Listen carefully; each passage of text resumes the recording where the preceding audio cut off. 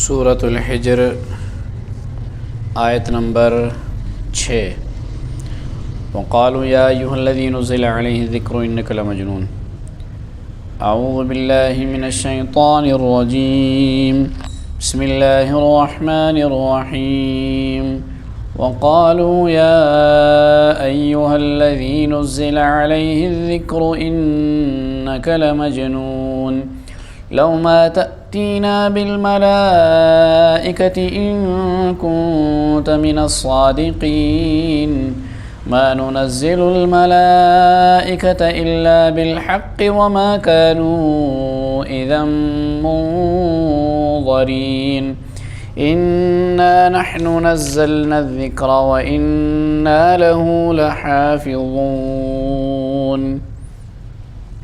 صدق اللہ العظیم۔ اور یہ لوگ کہتے ہیں کہ اے وہ شخص جس پر یہ ذکر یعنی قرآن اتارا گیا ہے تم یقینی طور پر مجنون ہو، اگر تم واقعی سچے ہو تو ہمارے پاس فرشتوں کو کیوں نہیں لے آتے؟ ہم فرشتوں کو اتارتے ہیں تو برحق فیصلہ دے کر اتارتے ہیں، اور ایسا ہوتا تو ان کو مہلت بھی نہ ملتی۔ حقیقت یہ ہے کہ یہ ذکر یعنی قرآن ہم نے ہی اتارا ہے اور ہم ہی اس کی حفاظت کرنے والے ہیں۔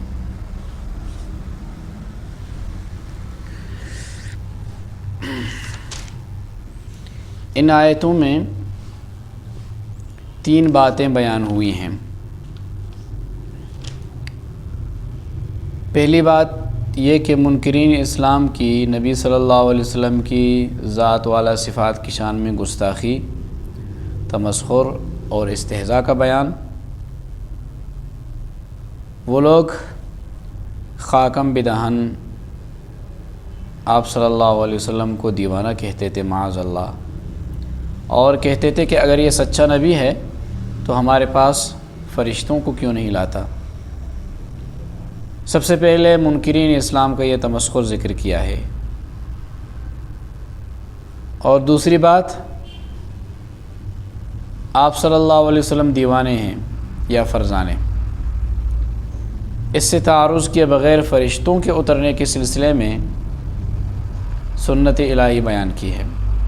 یہ دوسری بات ہے کہ آپ صلی اللہ علیہ وسلم دیوانے ہیں یا فرزانے۔ اس سے تعارض کیے بغیر فرشتوں کے اترنے کے سلسلے میں سنت الہی بیان کی ہے کہ فرشتے رسول کے سامنے پرا باندھے کھڑے نہیں رہتے، نہ وہ اس کے جلو میں چلتے ہیں۔ فرشتے تو رسول کی دعوت قبول نہ کرنے کی صورت میں عذاب الہی لے کر نازل ہوتے ہیں۔ یعنی فرشتے اس لیے نہیں آتے کہ وہ آپ کے ساتھ رہیں اور آپ کے ساتھ چلیں پھریں اور لوگوں سے بات کریں اور آپ کی تصدیق کرتے رہیں۔ فرشتے تو عذاب لے کر آتے ہیں۔ اور تیسری بات یہ بیان کی ہے کہ کفار کے تمسخر کے جواب میں اللہ پاک اپنی حفاظت کا اعلان فرماتے ہیں کہ آپ صلی اللہ علیہ وسلم پر ہم نے قرآن نازل فرمایا ہے اور ہم ہی اس کی حفاظت کرنے والے ہیں۔ مخالفین کی تمام ریشہ دوانیاں خاک میں مل جائیں گی اور قرآن پاک کے کسی حرف کا بھی نقصان نہ ہوگا۔ اندھوں کو اندھیرے میں دور کی سوجھی، کہا کہ رسول پاگل ہے اور قرآن دیوانے کی بڑھ ہے معاذ اللہ۔ یہ تو ان آیتوں کا خلاصہ ہوا۔ خلاصہ سمجھ لینے کے بعد اب تفصیل سمجھیے۔ پہلی بات انہوں نے کہا کہ وقالوا یا ایھا الذی نزل علیہ الذکر انک لمجنون۔ یہ لوگ کہتے ہیں کہ اے وہ شخص جس پر یہ ذکر یعنی قرآن اتارا گیا ہے تم یقینی طور پر مجنون ہو۔ یہ معاندین اسلام، منکرین اسلام یہ بات استہزاء اور ٹھٹے کے طور پر کہتے تھے۔ ان کو تسلیم ہی نہیں تھا کہ قرآن کریم نبی کریم صلی اللہ علیہ وسلم پر نازل ہوا ہے۔ یہ بات تسلیم کرنے کے بعد وہ لوگ آپ کو دیوانہ نہیں کہہ سکتے تھے۔ اگر یہ بات تسلیم کر لیتے تو وہ آپ کو دیوانہ نہیں کہہ سکتے تھے۔ در حقیقت ان کی بات کا مطلب یہ تھا کہ اے وہ شخص جس کا دعویٰ یہ ہے کہ مجھ پر قرآن نازل ہوا ہے، یہ اسی طرح کی بات ہے جیسی فرعون نے حضرت موسیٰ علیہ السلام کی دعوت سننے کے بعد اپنے درباریوں سے کہی تھی کہ ان رسولکم الذی ارسل الیکم لمجنون، سورہ شعراء کی آیت نمبر 27۔ یہ تمہارے پیغمبر صاحب جو تم لوگوں کی طرف بھیجے گئے یقیناً دیوانے ہیں، معاذ اللہ۔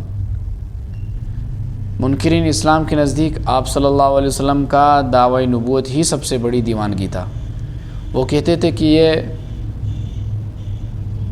خوب رہی کہ مکہ کا ایک معمولی آدمی سب سے آگے بڑھ کر خدا کے یہاں سے قرآن لے آیا، اور پھر یا کو تنہا ساری دنیا کو چیلنج کر دیا کہ ایک وقت آئے گا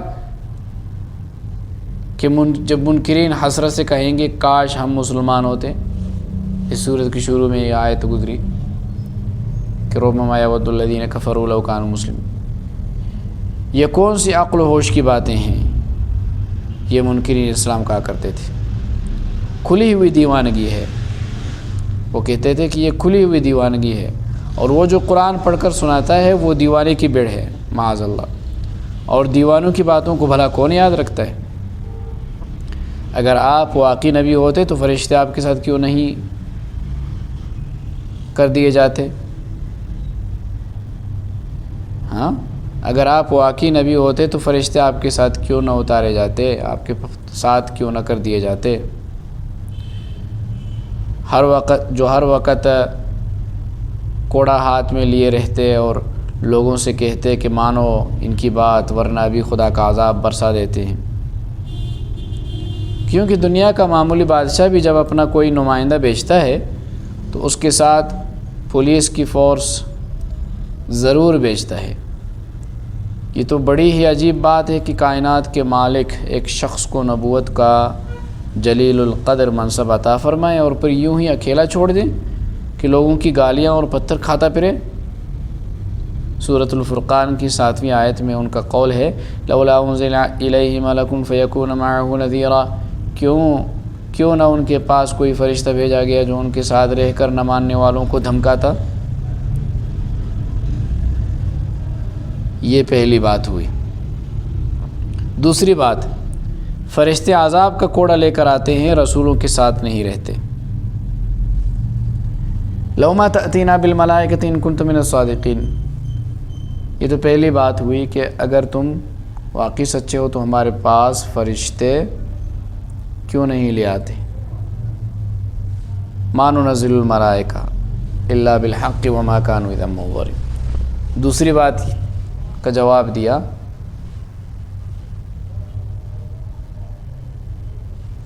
کہ ہم فرشتوں کو اتارتے ہیں تو برحق فیصلہ دے کر اتارتے ہیں، اور ایسا ہوتا تو ان کو مہلت بھی نہ ملتی۔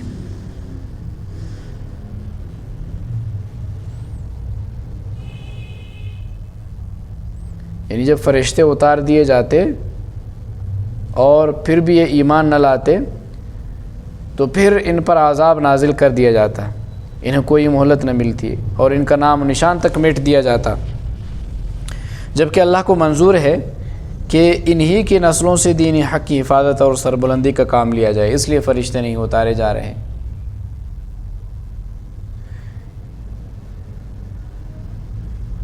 یہ اللہ تعالیٰ کی طرف سے فرشتے اتارنے کی فرمائش کا جواب ہے۔ اس کا مطلب یہ ہوا کہ جس قوم کے لیے کوئی پیغمبر بھیجا گیا ہو اس کے پاس ہم فرشتے اس وقت اتارتے ہیں جب اس قوم کی نافرمانی حد سے گزر جاتی ہے، اور اس فیصلے کا وقت آ جاتا ہے کہ اب ان پر عذاب نازل ہوگا، اور جب یہ فیصلہ کر کے فرشتے بھیج دیے جاتے ہیں تو پھر اس قوم کو ایمان لانے کی مہلت نہیں ملتی، کیونکہ یہ دنیا ایک امتحان کی جگہ ہے۔ یہاں انسان سے جو ایمان مطلوب ہے وہ ایمان بالغیب ہے، جس میں انسان اپنی عقل اور سمجھ کو کام ملا کر اللہ تعالیٰ اور اس کی توحید کے آگے سر تسلیم خم کرے۔ اگر غیب کی ساری چیزیں دنیا میں دکھا دی جائیں تو امتحان ہی کیا ہوا؟ مَا نُنَزِّلُ الْمَلَائِكَةَ إِلَّا بِالْحَقِّ وَمَا كَانُوا إِذًا مُنظَرِينَ۔ یعنی انبیاء کرام علیہم الصلاۃ کے ساتھ ہم فرشتوں کو نہیں اتارتے مگر فیصلہ عذاب کے ساتھ، اور اس وقت ان کو مہلت نہ دی جائے گی۔ یعنی انبیاء کرام علیہم الصلاۃ کبھی بھی خدائی فوج ان کے ساتھ جو ہے نہیں بھیجی گئی، کیونکہ یہ تو جبر و اکراہ کی ایک صورت ہے۔ انبیاء ہمیشہ ہی تنہا مبعوث ہوئے ہیں۔ خدائی فوج یعنی فرشتوں کو بھیجنے کا وقت تو آخری وقت ہوتا ہے جب کسی قوم کا فیصلہ چکا دینے کا ارادہ کر لیا جاتا ہے، اس وقت بس فیصلہ چکایا جاتا ہے۔ یہ نہیں کہا جاتا کہ اب ایمان لاؤ تو چھوڑ دیتے ہیں، کہ اب ایمان لاؤ تو چھوڑ دیتے ہیں۔ ہمیشہ سنت الہی یہی رہی ہے کہ جب کسی قوم کی سرکشی انتہا کو پہنچ جاتی ہے اور تفہیم و ہدایت کے سارے مراحل طے ہو جاتے ہیں، تب فرشتوں کی فوج اس قوم کو ہلاک کرنے کے لیے بھیجی جاتی ہے، پھر اس کو قطعاً مہلت نہیں دی جاتی۔ اور تیسری بات کہ انا نحن نزلنا الذکر و انا لہ لحافظون، حقیقت یہ ہے کہ ذکر یعنی قرآن ہم نے ہی اتارا ہے اور ہم ہی اس کی حفاظت کرنے والے ہیں۔ یعنی یہ قرآن جس کے لانے والے کو تم دیوانہ بتا رہے ہو، یہ ہمارا نازل کیا ہوا ہے، کوئی دیوانے کی بٹ نہیں جسے تھوڑی دیر کے بعد لوگ بھول جاتے ہیں۔ اور نیز یہ براہ راست ہماری حفاظت میں ہے، نہ تمہارے مٹائے مٹ سکے گا، نہ تمہارے دبائے دب سکے گا، نہ تمہارے اعتراضوں سے اس کی قدر گھٹ سکے گی، نہ تمہارے روکے اس کی دعوت رک سکے گی، نہ اس میں تحریف کا کبھی کسی کو موقع مل سکے گا۔ یہ قرآن کی حفاظت اللہ تعالیٰ نے اپنے ذمے لی ہے۔ گزشتہ آسمانی کتابوں کی حفاظت کی ذمہ داری خود ان کی امتوں کو سپرد کی گئی تھی، جس سورہ مائدہ میں ہے بِمَا اسْتُحْفِظُوا مِن کتاب اللہ، مگر وہ لوگ اس کی حفاظت نہیں کر پائے۔ قرآن مجید سے چونکہ قیامت تک آنے والے انسانوں کی ہدایت متعلق ہے، اس لیے اللہ تعالیٰ نے اس کی حفاظت خود اپنے ذمے رکھی ہے۔ قرآن مجید کی حفاظت میں الفاظ قرآنی کی بھی حفاظت شامل ہے اور معنی قرآن کی بھی۔ حافظوں اور قاریوں کے ذریعے الفاظ کی حفاظت ہوئی اور محدثین اور فقہاء کے ذریعے معنی کی حفاظت ہوئی۔ قرآن مجید کے معنی و مقاصد کو جاننے کا بنیادی ذریعہ رسول اللہ صلی اللہ علیہ وسلم کی حدیثیں ہیں، لہٰذا قرآن مجید کی حفاظت کے وعدے میں حدیث کی حفاظت بھی شامل ہے۔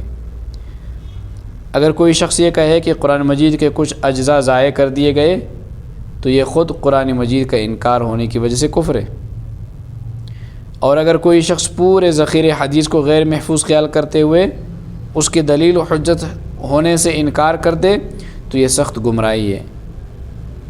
یہ سخت گمراہی ہے۔ کیونکہ خود رسول اللہ صلی اللہ علیہ وسلم نے فرمایا کہ تمہارے درمیان دو چیزیں چھوڑ کر جا رہا ہوں، جب تک تم ان کو پکڑے رہو گے گمراہ نہ ہوگے۔ اسی طرح اگر قرآن مجید کی کسی آیت کا ایسا مفہوم بیان کیا جائے جو لفظ کے ظاہری معنی سے بالکل ہٹا ہوا ہو اور جو سلف صالحین کی تشریح اور وضاحت سے بالکل الگ ہو، جیسا کہ قادیانیوں اور شیعوں اور بعض منکرین حدیث کی طرف سے کہا جاتا ہے، تو یہ سخت گمراہی اور قرآن مجید میں معنوی تحریف کی کوشش ہے۔ یہ قرآن کریم کا ایسا کھلا معجزہ ہے کہ جس کو ہر خاص و عام سمجھ سکتا ہے۔ قرآن کریم کا اعجاز یعنی اس کی فصاحت و بلاغت اور جامعیت جس کا کوئی مقابلہ نہیں کر سکتا، یہ تو اہل علم کے سمجھنے کی چیز ہے۔ اہل علم ہی قرآن کا اعجاز، اس کی فصاحت و بلاغت اور اس کی جامعیت کو سمجھ سکتے ہیں، مگر کمی بیشی نہ ہونے کو تو ایک ان پڑھ بھی دیکھ سکتا ہے، بلکہ غیر مسلم بھی اس کا تجربہ کر سکتا ہے۔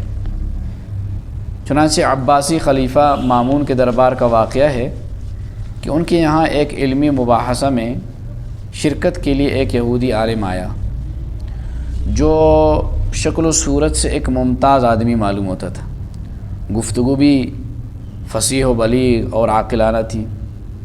جب مجلس ختم ہوئی تو مامون نے اسے بلا کر پوچھا کہ تم اسرائیلی ہو؟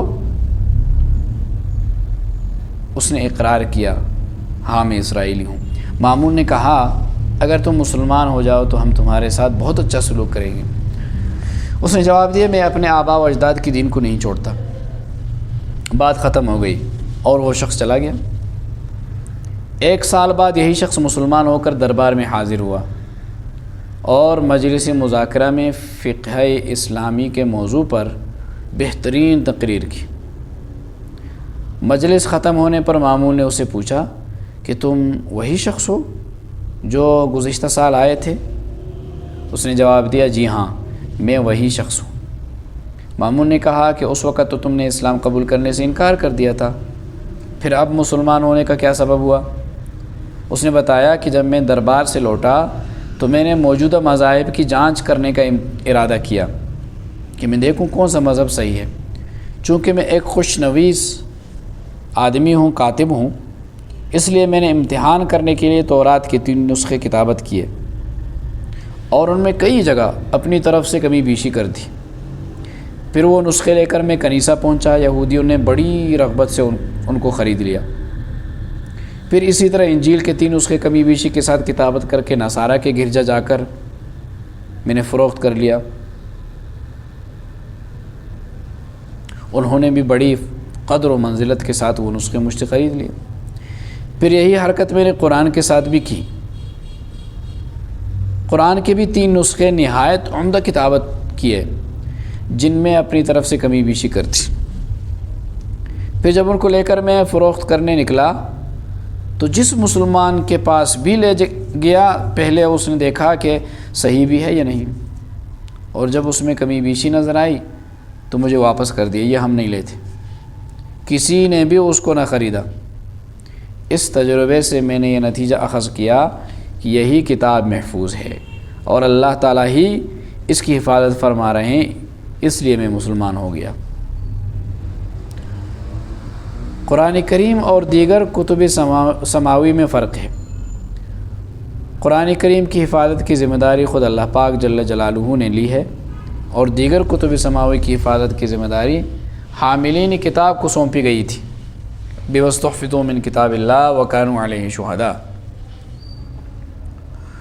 یعنی تورات کی حفاظت کا ان کو ذمہ دار بنایا گیا تھا جن پر تورات نازل ہوئی۔ قرآن کریم کی طرح اِنَّا لَهُ لَحَافِظُونَ کا وعدہ نہیں تھا۔ اس لیے جب تک علماء اور احبار نے اپنی ذمہ داری کا احساس کیا تو تورات محفوظ رہی، اور جب دنیا پرست علماء کے ہاتھوں میں وہ تورات پہنچ گئی تو تحریف ہو کر ضائع ہو گئی، اور قرآن کریم کی حفاظت خود حق تعالیٰ نے اپنے ذمے لی ہے۔ اس لیے دشمنوں کی 1000 کوششوں کے باوجود اس کے ایک نقطے اور زبرزیر میں فرق نہ آ سکا۔ اب سوال ہوتا ہے کہ قرآن کریم کی حفاظت کا ذمہ اللہ تعالیٰ نے کیوں لیا ہے؟ قرآن کریم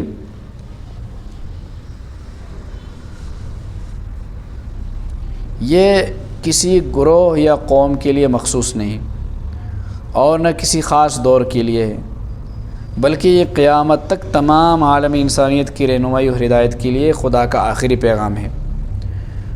قرآن کریم کے پیغام کی اس ابدیت اور آفاقیت کا تقاضا تھا کہ اس کا ایک ایک حرف محفوظ رہے تاکہ قیامت تک آنے والے اس آفتاب عالم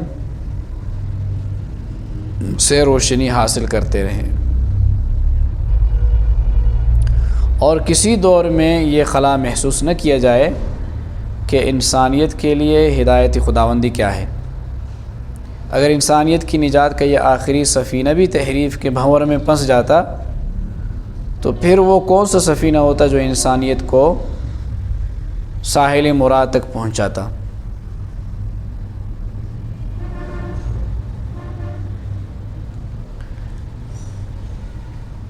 قرآن کریم کی حفاظت ختم نبوت کی دلیل ہے۔ حفاظت قرآن کی یہ ذمہ داری جو اللہ تعالیٰ نے لی ہے، یہ ختم نبوت کی بڑی دلیل ہے۔ جب تک سلسلہ نبوت جاری رہا، اللہ تعالیٰ نے کسی کتاب کی حفاظت کی ذمہ داری نہیں لی، بلکہ حاملین کتاب کو یہ فریضہ سپرد کیا۔ پھر جب حاملین کتاب کی کوتاہیوں سے کتاب الہی ضائع ہو گئی یا مسخ ہو گئی تو اللہ تعالیٰ نے دوسرا پیغمبر مبعوث فرمایا اور اس کے ذریعے انسانیت کو دوسرا ہدایت نامہ دیا۔ اس طرح 100 سے زیادہ ہدایت نامے مختلف زمانوں میں انسانوں کے پاس بھیجے گئے۔ مگر اب جب کہ سلسلہ نبوت ختم کر دیا گیا تو ضروری تھا کہ اللہ تعالیٰ کی طرف سے خاتم النبیین صلی اللہ علیہ وسلم کی ہدایات و تعلیمات اور کتاب و سنت کی حفاظت کا پورا انتظام ہو، کیونکہ جب آپ صلی اللہ علیہ وسلم کے بعد قیامت تک کوئی نیا پیغمبر آنے والا نہیں اور آپ ہی اس دنیا کے آخر تک کے لیے نبی ہیں، تو ضروری ہے کہ آپ کی کتاب ہدایت یعنی قرآن کریم دنیا کے آخری دن تک محفوظ رہے، تاکہ ہر زمانے کے طالبان رشد و ہدایت اس سے روشنی حاصل کر سکیں۔ آج کوئی مخالف بھی اس سے انکار نہیں کر سکتا کہ پچھلی 14 صدیوں میں اللہ تعالیٰ کی طرف سے مسلسل یہ انتظام رہا، اور ہمارا ایمان ہے کہ آئندہ بھی یہ خداوندی انتظام یوں ہی رہے گا، اور قرآن پاک رہتی دنیا تک حرف بحرف محفوظ رہے گا۔ اور جب عالم کی بساط لپیٹ لینے کا وقت آئے گا، جیسے کہ احادیث صحیحہ میں آیا ہے کہ قرآن کریم اٹھا لیا جائے گا، ضائع یا اس میں تحریف ہرگز نہ ہو سکے گی۔ اس وقت تک یہ قرآن نہ ضائع ہوگی نہ اس میں تحریف ہو سکے گی۔ کسی کتاب کی حفاظت کے 2 ہی طریقے ہوتے ہیں۔ کتاب کی حفاظت 2 ہی طریقوں سے ممکن ہے۔ ایک یہ کہ اسے لکھ لیا جائے تاکہ اس میں کوئی رد و بدل نہ کیا جا سکے، دوسری یہ کہ انسانی حافظہ میں محفوظ کر دیا جائے۔ اس صورت میں جب تک اس کا ایک بھی یاد رکھنے والا موجود رہے گا وہ کتاب محفوظ رہے گا۔ قرآن کریم کی یہ خصوصیت ہے کہ دونوں ہی طریقوں سے اس کا تحفظ کیا گیا ہے۔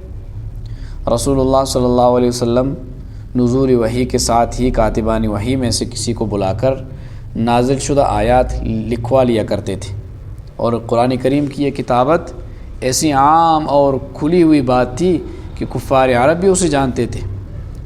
ایک موقع پر انہوں نے کہا تھا اکتتبھا فہی تملی علیہ بکرۃ واصیلا، جن صحیفوں کو اس پیغمبر نے لکھوا لیا ہے پھر وہی صبح و شام اس کو پڑھ کر سنائے جاتے ہیں۔ حفظ یعنی زبانی یادداشت کے ذریعے قرآن کریم کی حفاظت کی طرف بھی رسول اللہ صلی اللہ علیہ وسلم نے پوری توجہ فرمائی۔ آپ صحابہ کرام رضی اللہ عنہم کو حفظ قرآن کی بکثرت تلقین فرماتے۔ صحیح مسلم کی روایت ہے کہ جس شخص کو کچھ بھی قرآن یاد نہیں وہ ایک اجاڑ گھر کی مانند ہے، ویران گھر کی مانند ہے۔ صحابہ کرام کی جماعت سے بڑھ کر تعمیل ارشاد کرنے والی بھلا کون سی جماعت ہو سکتی ہے؟ چنانچہ ان کا معمول تھا کہ مسجد نبوی میں حلقے بنا کر قرآن یاد کیا کرتے تھے، اور یاد کرنے کے بعد قرآن کی تلاوت سے کبھی غافل نہیں ہوتے تھے، ہمیشہ اس کی تلاوت کیا کرتے تھے۔ غرض حفاظت قرآن سے متعلق یہ عظیم الشان وعدہ الہی ایسے حیرت انگیز طریقے پر پورا ہو کر رہا ہے جسے دیکھ کر بڑے بڑے متعصب مخالفوں کے سر نیچے ہو گئے۔ اور یہ واقعہ ہے کہ ہر زمانے میں ایک جم غفیر علماء کا ایسا رہا ہے کہ جس نے قرآن کریم کے علوم و مطالب کی حفاظت کی۔ کاتبوں نے رسم الخط کی، قاریوں نے طرز ادا کی، تجوید کی یعنی پڑھنے کے طریقے کی، اور حافظوں نے الفاظ و عبارت کی۔ وہ حفاظت کی کہ نزول کے وقت سے آج تک ایک زیر و زبر تبدیل نہ ہو سکا۔ کسی نے قرآن کریم کے رکوع گن لیے، کسی نے آیتیں شمار کر ڈالی، کسی نے حروف کی تعداد بتلائی، حتیٰ کہ بعض نے ایک ایک اعراب اور ایک ایک نقطے کو شمار کر لیا۔ آن حضرت صلی اللہ علیہ وسلم کے مبارک عہد سے آج تک کوئی لمحہ اور کوئی گھڑی ایسی نہیں بتلائی جا سکتی جس میں ہزاروں لاکھوں حفاظ قرآن موجود نہ رہے ہوں۔ خیال کریں 8-10 سال کا ہندوستانی بچہ، پاکستانی بچہ، بنگلہ دیشی بچہ، جسے اپنی مادری زبان میں 2-3 جز کا رسالہ یاد کرانا مشکل ہے، وہ ایک اجنبی زبان کی اتنی بڑی کتاب جو متشابہات سے پر ہے کس آسانی سے یاد کر لیتا ہے اور کس طرح فرفر سنا دیتا ہے۔ پھر یہ بھی غور کریں کہ کسی مجلس میں کسی بڑے باوجاہت عالم، باوقار عالم یا حافظ سے پڑھتے ہوئے کوئی حرف چھوٹ جائے یا اعراب کی فروگزاشت ہو جائے تو ایک بچہ اس کو ٹوک دیتا ہے، چاروں طرف سے تصحیح کرنے والے للکارتے ہیں۔ ممکن نہیں کہ پڑھنے والا غلطی پر قائم رہ سکے۔ کسی شاعر نے کہا، یہ وہ کتاب ہے جس کی کوئی مثال نہیں، یہ وہ کتاب ہے جس کی کوئی مثال نہیں، یہی کلام ہے جس کو کبھی زوال نہیں۔ سوال، حافظ قرآن کو حافظ کیوں کہا جاتا ہے؟ حضور اقدس صلی اللہ علیہ وسلم کے زمانے میں اور آپ کے بعد عرصے دراز تک حافظ قرآن کو قاری کہا جاتا تھا، جس کی جمع قراء ہے۔ یہ اصطلاح قرآن کریم کی سب سے پہلی نازل ہونے والی آیت اقرأ بسم ربک الذی خلق سے ماخوذ تھی، لیکن بعد میں جب قرآن کو زبانی حفظ کرنا اور اس کو تجوید کے ساتھ عمدگی سے پڑھنا الگ الگ ہو گیا اور دونوں کی جامع شخصیتیں باقی نہ رہیں، تو قاری وہ لوگ کہلانے لگے جو قرآن پاک کو نہایت عمدگی سے پڑھتے ہیں اور جن کو سارا قرآن کریم زبانی یاد ہوتا ہے، اور جن کو سارا قرآن کریم زبانی یاد ہوتا ہے ان کو حافظ کہا جانے لگا۔ قاری وہ کہلانے لگے جو قرآن پاک کی کو نہایت عمدگی سے پڑھتے ہیں، اور جن کو سارا قرآن کریم زبانی یاد ہوتا ہے ان کو حافظ کہا جانے لگا۔ یہ نئی اصطلاح اسی آیت پاک سے ماخوذ ہے، کیونکہ اس میں اللہ پاک نے وعدہ حفاظت فرماتے ہوئے ارشاد فرمایا ہے، اِنَّا لَهُ لَحَافِظُونَ، حافظون جمع ہے حافظ کی۔ یہ اصطلاح اس لیے مقرر کی گئی کہ عالم اسباب میں، اس عالم میں اللہ پاک قرآن کریم کی حفاظت حافظوں یعنی قرآن یاد کرنے والوں کے ذریعے فرماتے ہیں۔ یہ بات حافظوں کے لیے کتنی بڑی فضیلت ہے کہ وہ ایک وعدہ الہی کی تکمیل کا ذریعہ بن رہے ہیں۔ اسی وجہ سے احادیث میں حفاظ کی بڑی فضیلتیں وارد ہوئی ہیں اور شریعت میں قرآن کا حفظ کرنا فرض کفایہ قرار دیا گیا ہے۔ یعنی ہر زمانے میں اتنے مسلمانوں پر قرآن کریم حفظ کرنا فرض ہے جس سے قرآن کریم کی مکمل حفاظت ہو سکے۔